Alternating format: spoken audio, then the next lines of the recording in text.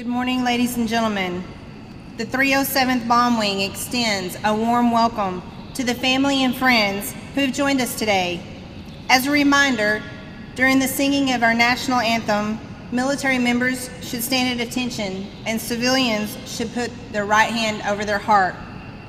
Today, we pay special tribute to Colonel Denis Heinz as he relinquishes command of the 489th Bomb Group, and extend our warmest welcome to Colonel McClanahan as he assumes command of the 489th Bomb Group. Our host and presiding officer for today's ceremony is Colonel Bruce Cox, the 307th Bomb Wing Commander. Ladies and gentlemen, please stand for the entrance of the official party and remain standing for the singing of the national anthem by Senior Airman Andrew Allen and the invocation by Dr. Jason Gray.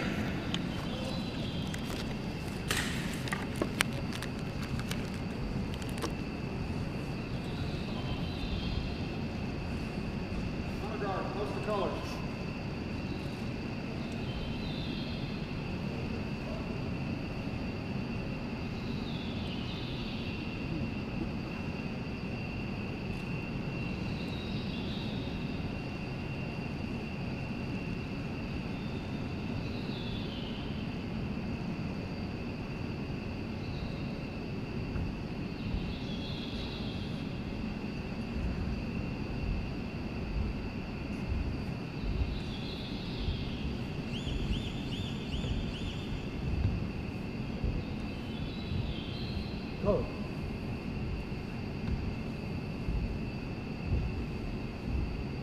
Hold. Breathe in. Up.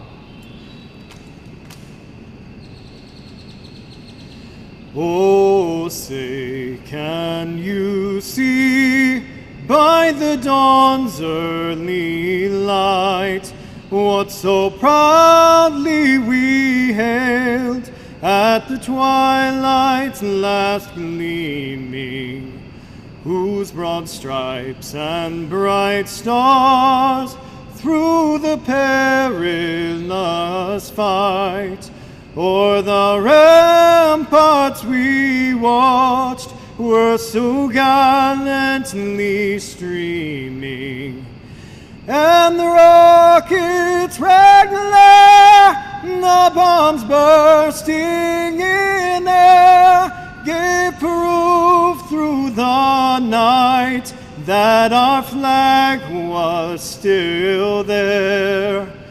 Oh, say, does that star-spangled banner yet wave o'er the land of the free and the home of the brave?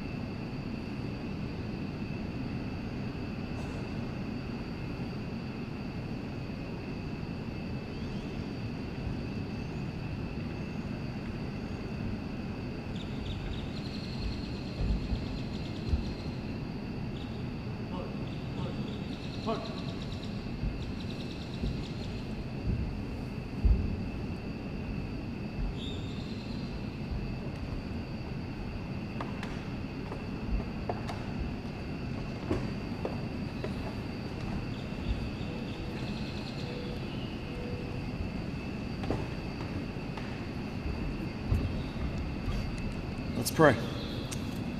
Father God, we thank you for this opportunity to gather here today.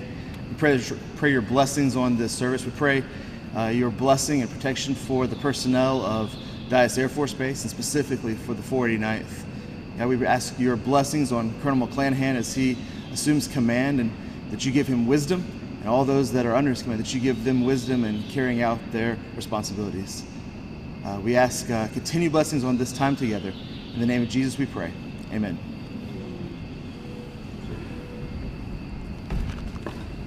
Thank you, Dyess, Honor Guard, and Senior Airman Aylen and Dr. Gray. Ladies and gentlemen, please be seated.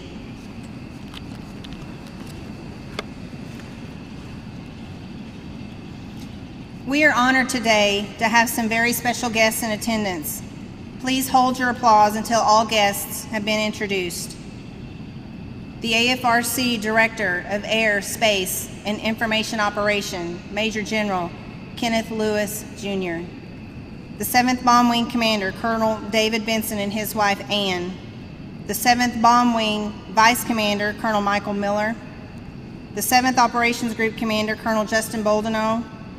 The 7th Maintenance Group Commander, Colonel Jeffrey Russell and his wife, Felicia. The 7th Mission Support Group, Colonel Wisteria Joseph. The 7th Medical Group Commander, Colonel David Berthy. The 307th Bomb Wing Command Chief, Chief Shelley Cohen and her husband, Pete. The 7th Bomb Wing Command Chief Master Sergeant Kenny Mott and his wife, Michelle. We are also honored to have in attendance the families of both Colonel Heinz and Colonel McClanahan. We have Colonel Heinz's wife, Jody, and their sons, Drake and Dylan. And Colonel McClanahan's father and mother, Don and Patsy McClanahan. We have Colonel McClanahan's sister and brother-in-law, Clint and Amy Jackson, and their sons, Jack, Sam, and Hank. And his brother-in-law, Boyd Wilson, and his friends, Danny and Pat Reeves. We also want to welcome all other commanders, chiefs, first sergeants, and special visitors that are here this morning for this ceremony.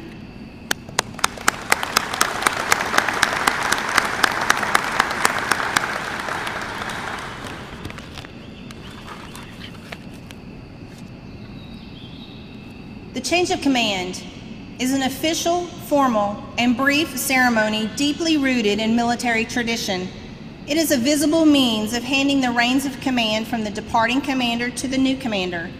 As the squadron flag is exchanged, it represents the responsibility and authority being transferred from one officer to another. This ceremony is traditionally done in front of members of the unit and allows each person to observe the transfer of authority and responsibility from the outgoing commander to their new commander. As the unit guidon is exchanged, it represents the responsibility associated with accepting command of that unit. The ceremony is simple but direct.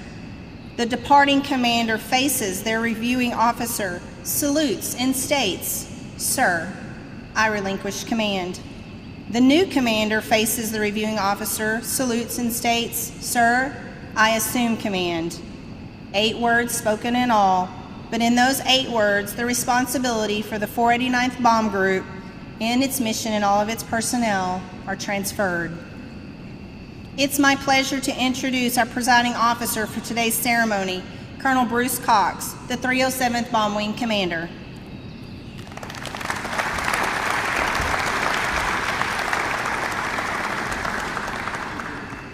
Well, what a great day. In beautiful weather, we've got an incredible backdrop of the B1.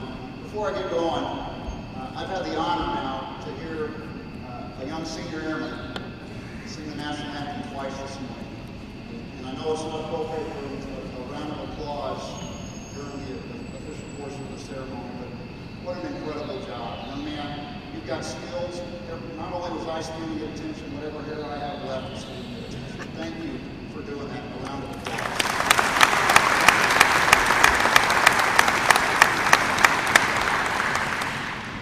Hey, normally at years where I go through and I'd say thanks to all these important people that are in this front row over here. I'm not going to do that today, because there's 2 more more distinguished airmen that are with us today. In the front row on this side of the audience, we have some original airmen from the 49th Bomb Group that served in World War II. Lieutenant Colonel William McClanahan in the front row, B-24 aircraft commander, graduated BPT class 43 India. Shortly after that, he went on to Utah where he started forming up his crew, a crew of 10 individuals, 10 airmen that were going to fly combat in the B-24. Keep in mind, World War II was in question who was going to win.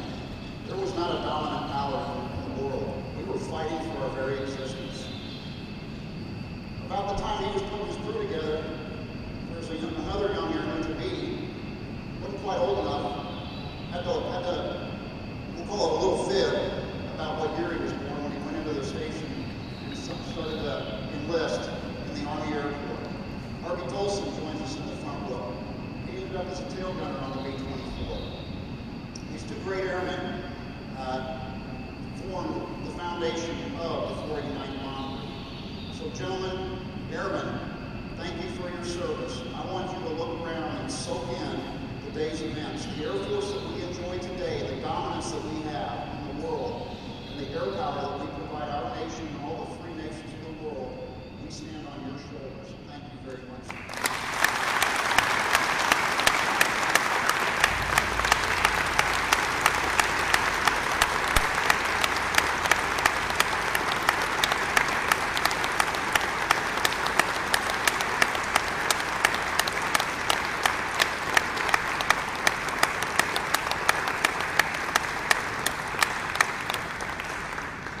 I can't tell you how fortunate I feel to be able to introduce two great airmen.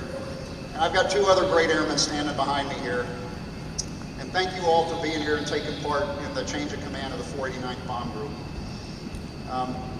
So I had the opportunity to be part of the original stand-up and select the leadership that was going to be involved with the stand-up of the 49th Bomb Group. And one name that came to mind is a young man that graduated from a military school in 1989. I stress military school. Denis Heinz, a Fighting Texas Aggie graduate. Commissioned second lieutenant in the United States Air Force, 1989. He went on to Mather and Castle, where he completed B-52 weapons systems officer training in the B-52 and went to Barksdale Air Force Base. From 90 to 99, so for a good 9-year stretch, at Barksdale, he served as a combat-ready weapons systems officer aboard the B-52. The B-52, for those that don't know, venerable airplane, can't carry as much conventional ordnance as the beautiful airplane behind us, and it's not quite as pretty as the B-1. Okay, it's not at all as pretty as the B-1.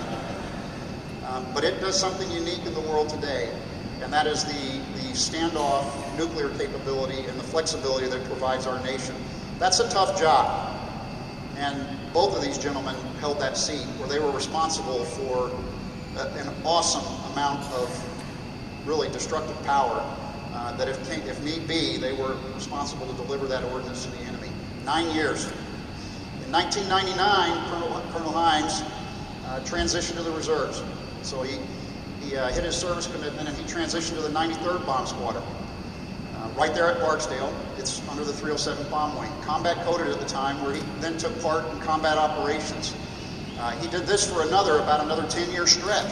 Okay, so in 2010, so now think of this, he has been combat mission ready in the B-52 for almost 2 decades. That's an incredible feat. That's tough business. It's tough on the family. So Jody, thank you. Thank you for supporting a great airman for 2 decades of combat mission ready in the B-52, and it continues on to this day, your support. Just incredible. In 2010, because of the stellar success that Colonel Heinz had enjoyed, he was selected to be one of the very initial commanders of the 343rd Bomb Squadron, which was the reserve command, now getting into the nuclear business of the nuclear side. The 93rd, I didn't say that, but it was a conventional only squadron. But the 343rd was going to be nuclear and conventional. And Colonel Heinz was selected to be one of the initial squadron commanders of the 343rd Bomb Squadron.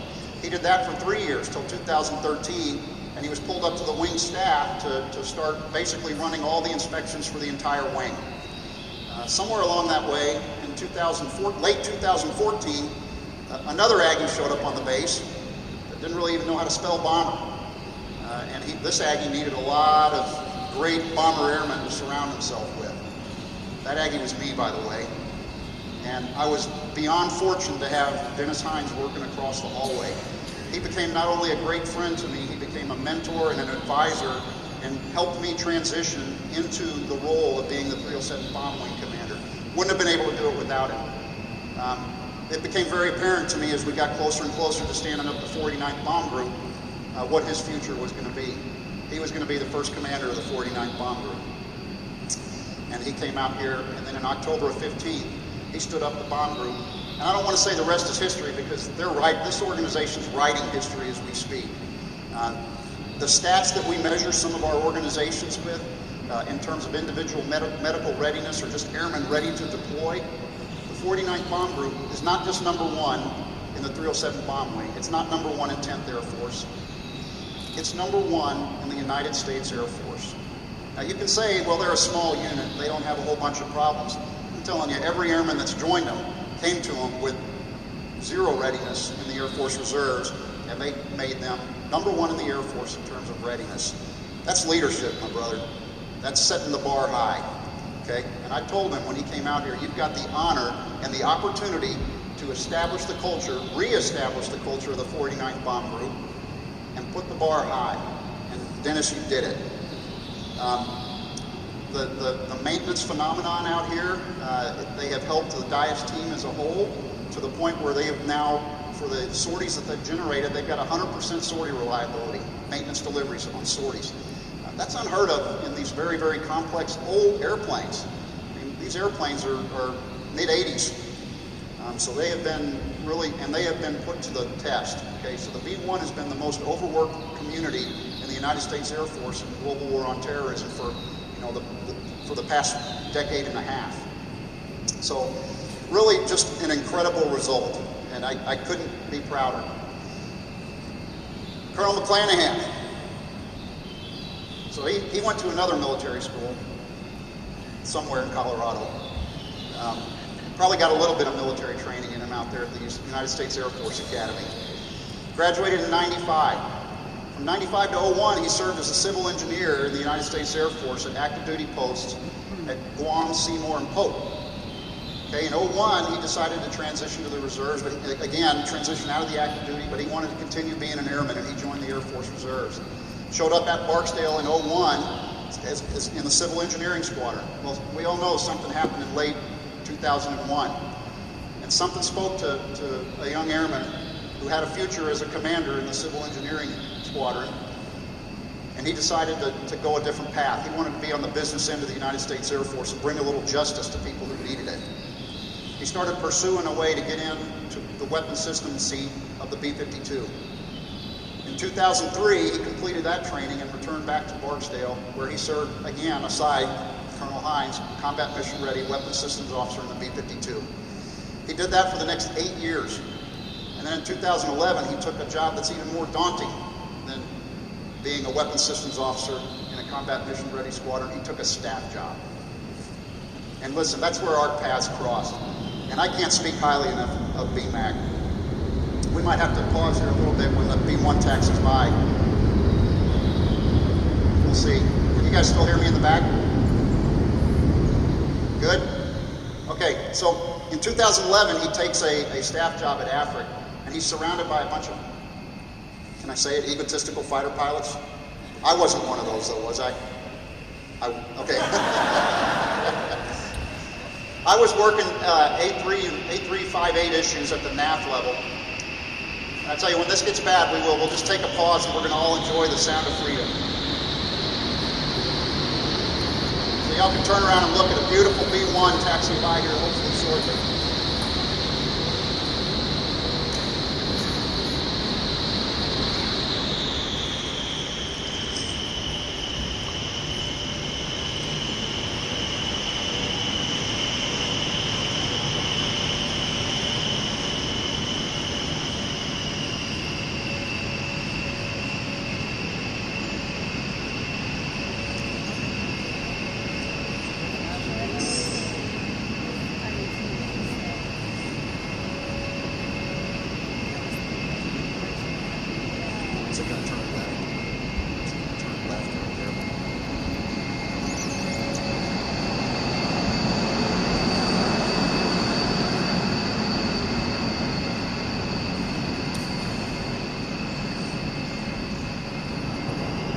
So, some of you may be wondering, normally we schedule quiet hours for the change of command.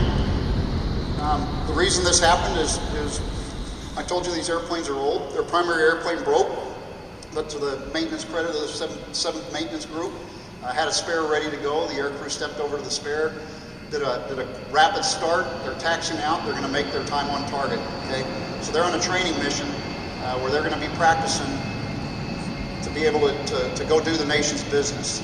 And for those that don't know, the B-1 right now is out at Guam, and there's a little bit of business that's been going out there on what's called the PEN, the Korean Peninsula, that is capturing a lot of attention. So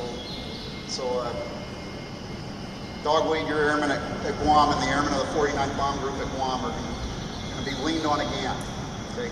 Their business is not over, and that's not going to be a holiday for them. All right, I lost my place. I was talking about BMAC on the staff. So I'm working the 5.8 issues at the NAF level, and I crossed paths with BMAC. We were going out and doing what's called SATAFs, which is a fancy word for we would go and visit a base and figure out how we were going to either change or stand up an organization at a base. And it was a big, week-long effort, and then it would churn in the staff for quite a while. And then like 2 or 3 years later, money would be programmed and laid in, and then the manpower would start flowing to these organizations. And I'm sitting at my desk one day, and BMAC calls me, says, "Hey, Baghdad, it's BMAC." I said, "Hey, what do you got, brother?" He goes, "Hey, we're gonna get into the B1 business." And I said, "Okay, that's going to be interesting because there's not very many B1 bases, and in the reserves we have a thing that's it's like real estate: location, location, location." And so my wheels are spinning, and he goes, "So where do you want to look at putting a B1 unit?" I said, "Well, our choices are Dias or Ellsworth, right? Am I missing anything?" And he goes, "No, that's it." And I said, "Well, I don't know, let's go get the SATAF machine going." And he goes, No, this is the SATAF. And it was done over a phone call, and he says, "We got to pick now." And I said, "Well, if it's me and you, I vote Abilene. What do you vote?" He goes, "I vote the same," and he hung up. And that was the conclusion of the SATAF for the 49th Bomb Group. It was a fast-moving freight train, and it's been fast-moving to this date. This organization's been standing up faster, recruiting more airmen, separating after their service commitment, joining the Air Force Reserve, and continuing on in service to our nation than any other unit, stand-up unit in the history of the Air Force Reserve Command. That's an incredible accomplishment. What I really realized after I hung up with him is I think I just got played by a guy much smarter than me. So, and then, oh, by the way, he calls me back a little bit later. He goes, "Hey, sir," now he calls me sir. I go, "Something's up." He goes, "Sir, I was thinking about maybe transitioning out of the staff and getting back into the business of flying airplanes and air power. Would you possibly entertain me as being part of the initial team at Dias?" And I said, "Absolutely." So that's why again, if you want to change his call sign, change it over to the Oz, the mighty Oz, because he played me like a puppet. But he came out as the bomb squadron commander, and I'm telling you, these 2 airmen have just been a phenomenal success team. I couldn't be prouder. Probably amongst the best things I've done for the Air Force was select these 2 airmen to stand up and re-stand up the 49th Bomb Group. Couldn't be prouder of them. At this time, I'm going to ask Colonel Heinz to join me center stage. We're going to recognize his accomplishments. Ladies and gentlemen, please stand.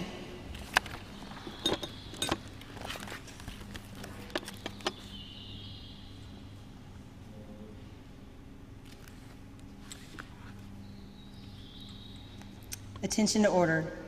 Citation to accompany the award of the Legion of Merit to Colonel Denis A. Heinz. Colonel Denis Heinz distinguished himself by exceptionally meritorious conduct in the performance of outstanding service to the United States as Commander, 489th Bomb Group, 307th Bomb Wing, Dias Air Force Base, Texas, from 17 May 2015 to 3 June 2017. During this period, Colonel Heinz' exemplary leadership, strategic vision, and the commitment to the Air Force core values instilled a culture of excellence that permeated throughout his unit and resulted in one of the fastest stand-ups in Air Force Reserve Command history, achieving 65% manning in 18 months and attaining initial operational capability in record time. Colonel Heinz' ability to foster trust and build strong working relationships with the 7th Bomb Wing resulted in the reserve-led and highly successful support of Operation Atlantic Resolve, with the deployment of 2 B-1 bombers to participate in Ample Strike, a NATO close air support exercise in the Czech Republic with 18 participating nations, and NATO Days, Eastern Europe's largest international engagement. Furthermore, Colonel Heinz' drive for excellence and ability to focus his airmen on the mission has resulted in a 38% increase of the 7th Bomb Wing's B-1 mission-capable rate, as well as the unheard of 100% effectiveness rate for the 489th Maintenance Squadron since stand-up of the unit on 17 October 2015. Additionally, Colonel Heinz accelerated the building of key programs such as the Unit Deployment Monitor to ensure participation in exercise Constant Vigilance 2016, the B-1's first ever presence in the Air Force Global Strike Command's annual exercise designed to conduct conventional and long-range strike and nuclear deterrence missions. The unit has also participated in key B-1-led Southcom narcotics interdictions, which resulted in the searching of 1.5 million nautical miles, ocean 5,000 pounds of cocaine seized, and 17 traffickers arrested. Colonel Heinz' commitment to building a solid, trustworthy, and dependable team has led to his groups consistently leading the Air Force in individual medical readiness, 3 of its unit members being placed on G-Series orders to meet the short-term command needs of the 7th Bomb Wing, as well as having reserve members on the 3rd of every sortie flown out of Dias. The superior initiative, outstanding leadership, and personal endeavor displayed by Colonel Heinz reflect great credit upon himself and the United States Air Force.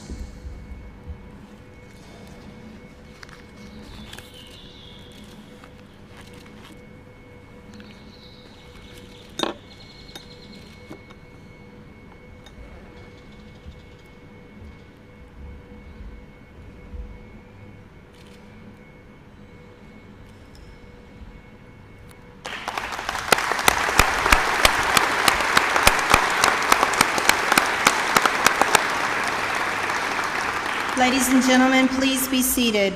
It's my pleasure to introduce Colonel Denis Heinz, 489th Bomb Group Commander.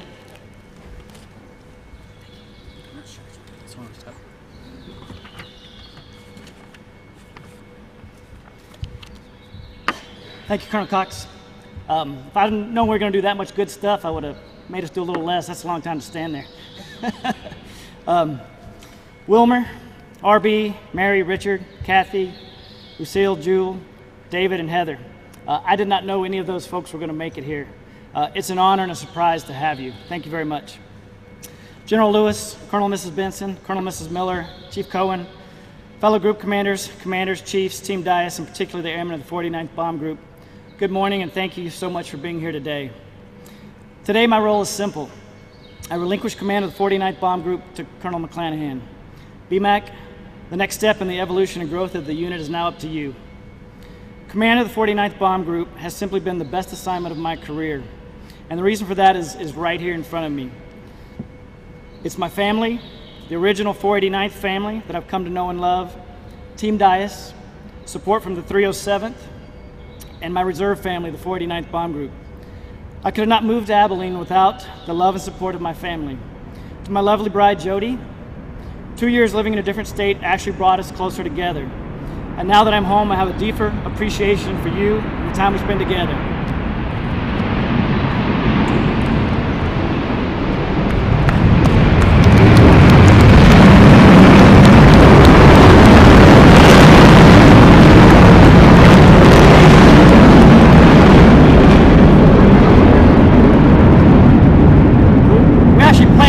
Last couple of change of commands and it didn't work out. And here we go, we didn't plan it and it worked out.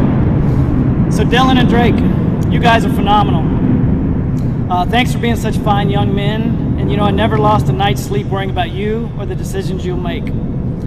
Team Dias, from the welcome I received by my fellow group commanders and the wonderful gift baskets to the inclusion in every event simply as part of the team. Whether it be CE, who stepped up, take care of our cooling issues, or contracting, who helped secure furniture, lodging contracts, and the remodeling of our new building, the comm squadron that ensured our Nipper connectivity was up and running, and Major Breed and the defenders who gave great support for base access. I'll even say sometimes they were there when we didn't need them. Just ask Chief Fugate about rolling stops. The logistics squadron, which always was on time for aircrew pickup, fuel service, deployment support, and a smooth acquisition of the 49th Bomb Group staff car.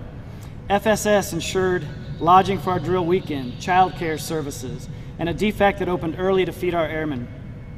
Donna with her protocol support, and the public affairs team that told our story. The Honor Guard and the Voices of Dias, who have always been pure perfection. Colonel Benson, thank you. Your team has been there for us. The City of Abilene and the MAC, which not only fed us at the world's largest barbecue, but welcomed all of our new reservists into their communities and provided numerous other resources and advice as we grew and became part of the big country. Colonel Cox, the 307th teams and individuals stepped up to help get us going. IT support from Master Sergeant Brayboy, CSS, UTAPS, and Aero support from Master Sergeant Sellers Brown. Master Sergeant Welch with her milk qual requirements, Lieutenant Colonel Washevny with time cards, Terry and Gary with FM support, and Master Sergeant Wood with stand-up of our IGI programs. Master Sergeant Falcon with promotions and reenlistments, and Master Sergeant Brown who trained our unit training managers. Colonel Cox, the list goes on and on of those who stepped up to simply make us as good as we are. Last but certainly not least is the 49th Bomb Group. We were small enough as a group that it felt more like family, more like a squadron that made each and every day special. That same pride that I have in my family and my children is how I feel for this group. I know that with the recent 2 change of commands, you're probably tired of hearing about these accolades, but I never get tired of bragging on you guys. Here's just some of what the 49th Bomb Group's been doing for the last 2 years. As Colonel Koch mentioned, medical readiness, that's #1 in the Air Force. Actually, I believe we're 60% manned. We leaned forward on the award certificate. But give us a month, I think we'll be at 65% manned, fastest growing TFI in AFRC history. The 0 non-maintenance delivery or sortie cancels, including that European deployment where you take minimum jets and a minimum team and minimum parts. We flew every single sortie every time. The group has participated in some form in all 7th Bomb Wing missions and exercises to include TFI Reserve led to Europe, which we mentioned, and NATO Days, Eastern Europe's largest international engagement. Key West deployments, weapons school integration, continuous bomber presence in the Pacific, and constant vigilance, just to name a few. And that doesn't even include just the day-to-day ops of turning the jets and doing the mission. We even recently provided the POC for the Big Country Air Fest, where the reserves are trying to roll in and be that continuity for DIAS. I could continue for another 5 minutes on the superior performance of this group, but I know the chief's missing the tap house, so I'm gonna keep moving. It's easy to rattle that list off, but each of those events took months of planning and countless hours of effort. And it's nice to have such big items to brag on, but I must also give credit to the support that makes it happen. Sergeants Baker, Daniel, Copeland, and Airman Hall, who have been recognized as the best CSS in the 307th Bomb Wing. Colonel Cox has in fact asked them to come to the 307th and show them why our system works so well.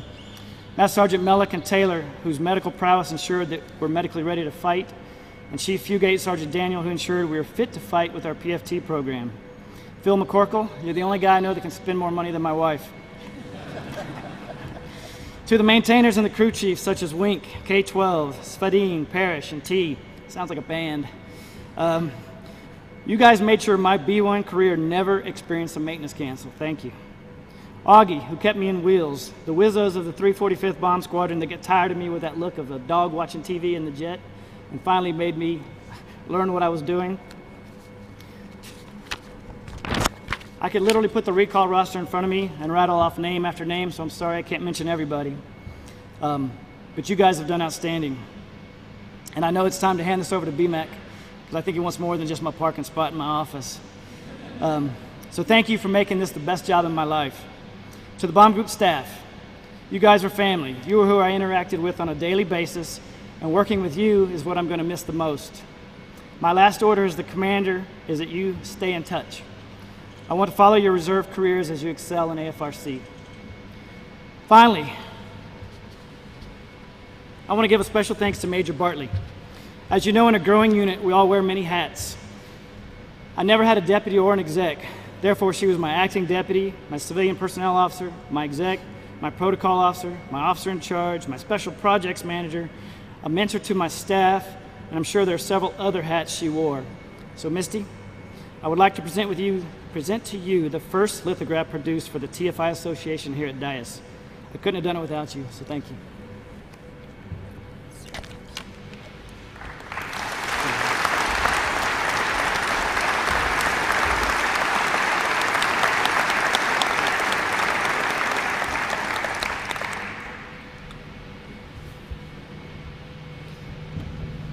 So with that, everyone, thank you for being here, and let's get moving.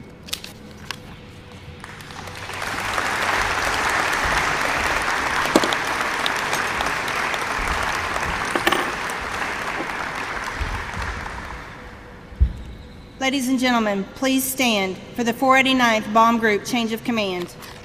Publish the order.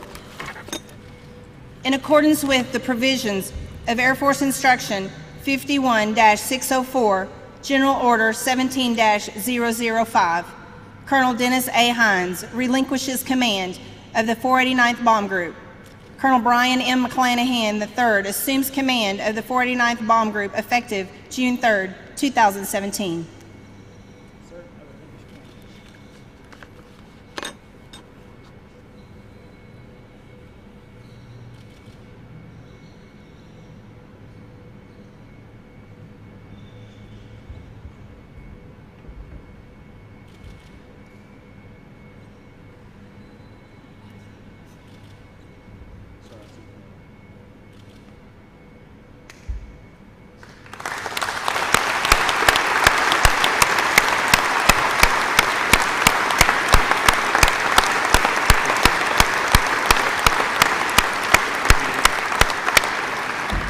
Ladies and gentlemen, please be seated.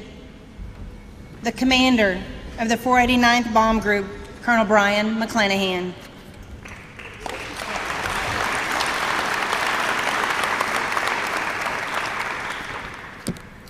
So please forgive me in advance. Colonel Heinz and I didn't coordinate our speeches, so I'm going to thank a lot of the same people twice, but they've done a lot of great work, so I don't think there's any problem thanking them twice. Okay. Sorry. So first I want to thank my wife, Catherine. Thanks for being an amazing wife for almost 20 years. Thanks to the thoughtful care you put into our home and teaching our boys. Thanks for putting up with me when I'm grouchy and act like a jerk. I'm working on it. I love your outgoing personality and the fact that most people's first impression of me is the amazing woman that I'm married to. Please accept these flowers as a token of my affection and as a way of asking for forgiveness for forgetting to thank you at my pin-on ceremony. You're always at the top of my thank you list, but from now on, you're also going at the beginning of my speech. Boys, thanks for behaving during the ceremony. Cade, you'll always be the best. Ike, you'll always be my favorite, and Eli, I love you the most. By the way, I'm an obnoxiously proud father. So Cade is actually joining the Air Force at the end of this month and is going to be starting at the Air Force Academy.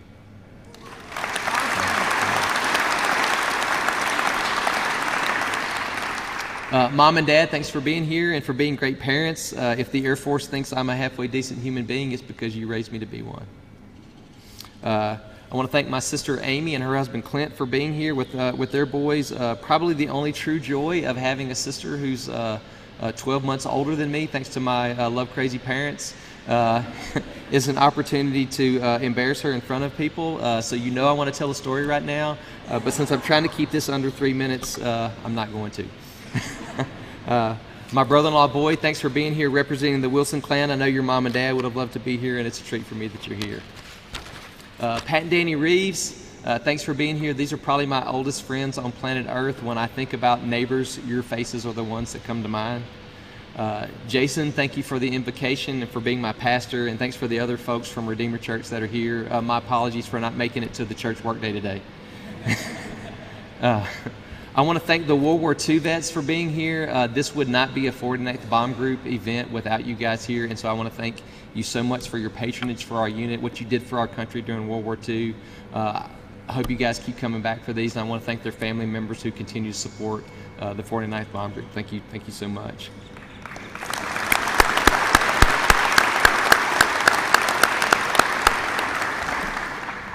Major General Lewis, thank you for being here representing the command, and thank you for what you've done at headquarters on our behalf and your interest and participation in the 49th Bomb Group. I feel like we've seen you a lot more than such a small organization has, but thank you.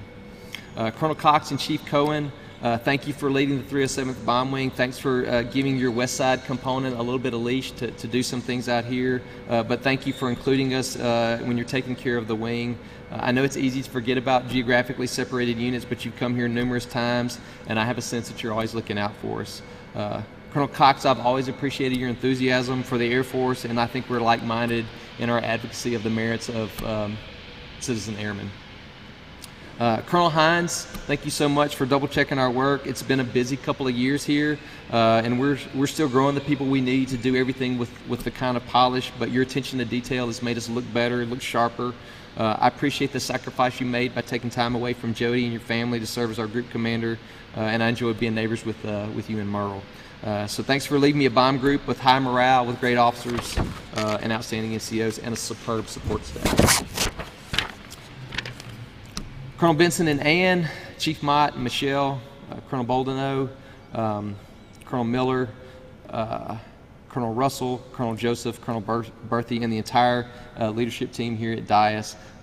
I would not want to do total force integration with any other active duty wing in the Air Force. Last night at Colonel Benson's farewell dinner, Colonel Cox talked a little bit about the lack of friction here at Team DIAS, and Colonel Benson, you and your group commanders get all the credit for the strength of the relationships that we have here, so thank you.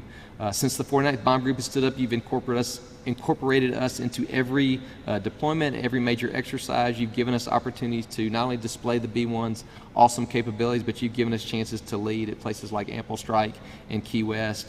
That continues to be a privilege and an honor, and it's one that we take very seriously. It's not one we take lightly, so thank you very much for that. Chief Hugate and Leanne and Chief Swanson and Shelley, thank you so much for mentoring our enlisted force. The NCO Corps is obviously the backbone of the Air Force, and I think we have some of the best enlisted airmen in the Air Force, and I know a large part of that is because of you've taught our folks by getting your hands dirty yourselves how to do good work and how to be good leaders, so thank you for that. Brett and Wade, thank you so much for what you guys do with our AMDF, number one in the Air Force for IMR stats. That's outstanding, so thank you for keeping us healthy and keeping us on track. Garth and Tori, thanks for keeping Colonel Hines and me straight on maintenance.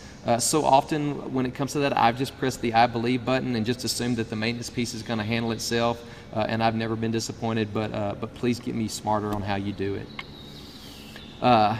Gander, there's a few people in the 49th Bomb Group that sometimes give me feelings of nervous panic because I realize that it would be impossible for us to do what we do without you. Seriously, like sometimes I have panic attacks on what would have happened if you hadn't called me. So thank you for your focus on making our aviators more lethal and your eagerness to hold America's enemies in harm's way.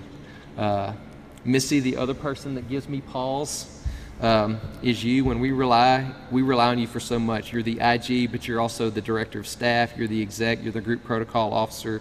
I frequently tell people that when I knew we were going to hire Garth as our maintenance officer, we were setting ourselves up for success because you were a package deal. And when I was working on this morning, I remembered you almost made me pick a different maintenance officer.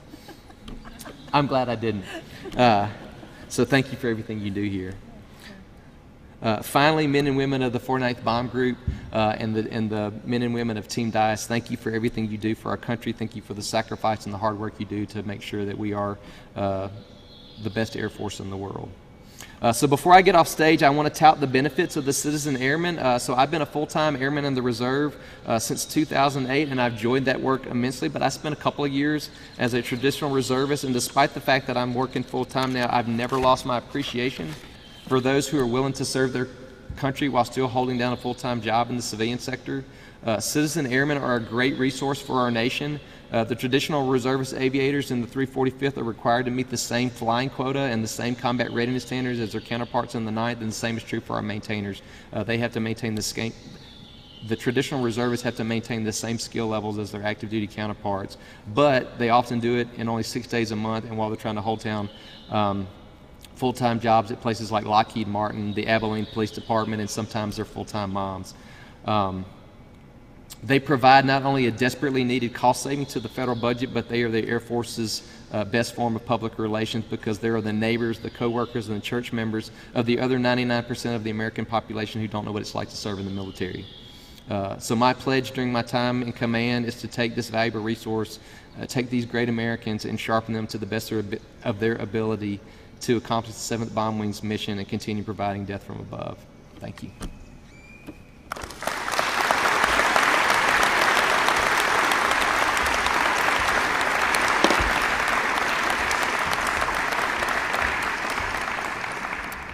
Ladies and gentlemen, please stand for the playing of the Air Force song.